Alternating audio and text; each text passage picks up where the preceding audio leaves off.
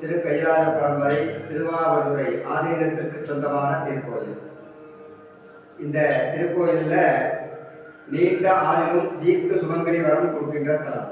காலமா முனிவர் அப்படிங்கிற ஒரு முனிவரால் நவக்கிரகங்களுக்கு சாபம் ஏற்பட்டு இந்த சுவாமியை வழிபட்டு தான் அவருக்கு அந்த சாபம் நிகழ்த்தியாச்சு.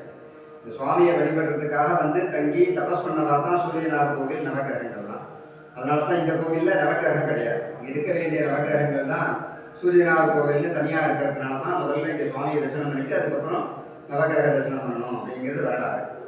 இந்த கோவில் வந்து 1000 வருஷத்துக்கு முன்னாடி கட்டின கோவில். குலோத்துங்க ராஜா காலத்தில் அனலவாணர் அப்படிங்கிற மந்திரியால் கட்டினது. அந்த மந்திரி மக்களோட வரிப்பணத்தெல்லாம் வசூல் பண்ணி ராஜாவோட அனுமதி இல்லாமல் இந்த கோவிலை கட்டினார்.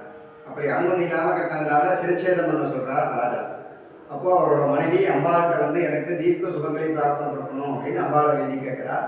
அப்போது அம்பாள் வந்து அவள் முன் தோன்றி உன் கணவருக்கு உயிரை கொடுத்து உனக்கு தீர்க்க சுபங்களை பிரார்த்தனை கொடுக்குறேன் அப்படின்னு அனுகிரகம் பண்ணுறான். இந்த மந்திரியை சிறைச்சேதம் பண்ணும்போது உன்னோட கடைசி ஆசை என்ன அப்படின்னு ராஜா கேட்குறார்.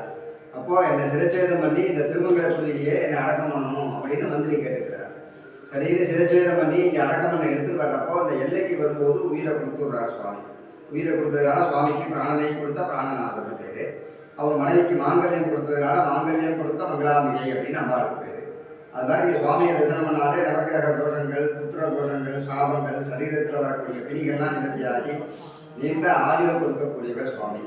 அம்பாள் வந்து திருமண தடை, மாங்கல்ய தோஷம், கடத்திர தோஷங்கள்லாம் நிவர்த்தி பண்ணி திருமண பிராப்தம், தீர்க்க சுமங்கலி பிராப்தம் கொடுக்கிறதுன்றது அம்பாள் சொன்னது.